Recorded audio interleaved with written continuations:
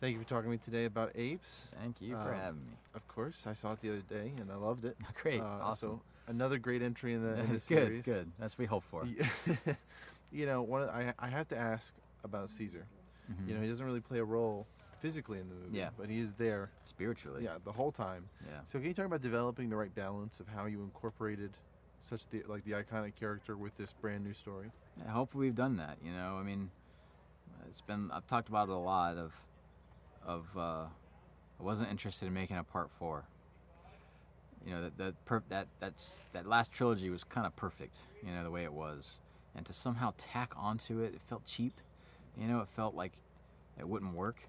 And so having that fast forward thing, it just gave us so many new opportunities to kind of see where Apes had gone, to see what had happened to Caesar's legacy, you know, to introduce new characters, a new tone, a kind of new world, a new beginning, essentially, right? And so, obviously we didn't want to abandon the whole Caesar thing. In fact, he's a crucial aspect to why those last 3 movies worked. So we got to bring him into this movie in a way that we weren't like relying on, but it actually helped our story. You know what I mean? Who he was and what he meant, and how a new character could go and discover the ideas for the first time of what Caesar stood for, and how it would shape him ultimately till the end of the movie, and till hopefully into future movies. You know what I mean? One of the things I really liked about it was the unique element of with this new Eagle clan and their closeness with their bird friends. Yeah. Can you talk about how, you know, the process of developing that aspect of their society and where it came from and why you chose that? Well, I thought it was interesting that we got to make a bit of a historical epic this time, and that fast forward thing allowed us to kind of see apes having, how far have they advanced? Similar to how the human species has advanced throughout the ages, right? And I started thinking about, you know, okay, they're entering their Bronze Age. They're developing cultures and rituals and, you know, clothing items, you know, that kind of stuff, right? And then I started thinking about, you know, mankind, kind of when they domesticated dogs, that became man's best friend. It became these loyal companions, these crucial elements of their kind of march advancement, you know, into civilization, you know. And it's like, oh, how would an ape do that, you know? And I was like, I can't do dogs. It's not as, it somehow didn't feel right, you know, man's best friend, you know what I mean? And then I started, you know, I had other ideas, and then eventually I arrived at, oh yes, eagles, you know. And as soon as that picture popped on my mind, whoa, that's cool, you know. And then I immediately came up with this whole, like, oh, there's this kid on a ritual, and he's climbing for an egg, and this whole little blah blah blah. And then you know, Josh Friedman and Rick and Amanda are the ones who really cracked how to take all these crazy ideas and actually, you know, come up with a great sort of underlying story for it all, you know. We mentioned humankind, who is in a very different place in this movie. Yeah. Can you talk about figuring out where humans as a race are in this world 300 years later? Yeah. Obviously, we saw what had happened to them at the end of war, right? Presumably, what was left of the human species, you know, succumbing to the virus or destroying themselves, right? There's probably still more out there somewhere, of course. And we know in the Charlton Heston 68 movie that they're all feral, you know, and that they can't speak. And that was, I think, a brilliant move on Rick and Amanda's part, coming up with this whole virus thing that kind of explained how the world turned upside down. And so, yeah, the core of these movies is always about apes and humans living together, you know. So the humans were always going to be a part of the story. It was figuring out this little mystery puzzle box of May's character and how it would kind of unfold, you know, throughout the story, and ultimately by the end, hopefully, open up a door to many, many more potential, you know, stories between apes and humans, you know. Yeah. The VFX looks phenomenal. Awesome. In the movie. How is the budget for this one compared to the others? Less. Less. Interesting. Yeah. Like by a sizable amount, or were you pretty? It was in the same ballpark. I think it's pretty sizable. Yeah. I think the studio's very happy that we did the movie very responsibly, and that's just the nature of you know, the box office was going down on these movies. We're not going to spend as much. Can you do this? Blah blah blah.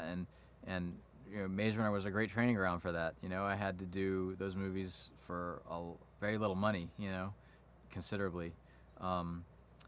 So, yeah, it was good practice, and we employed it here to the best of our ability, and try not to compromise in any way. I mean, that's it's pretty amazing because it doesn't come off that way at all. That's like, good. That's good. Yeah. Great. Like better, if you know, at least certainly equal, if not better, consistently. Yeah, we're big on trying to.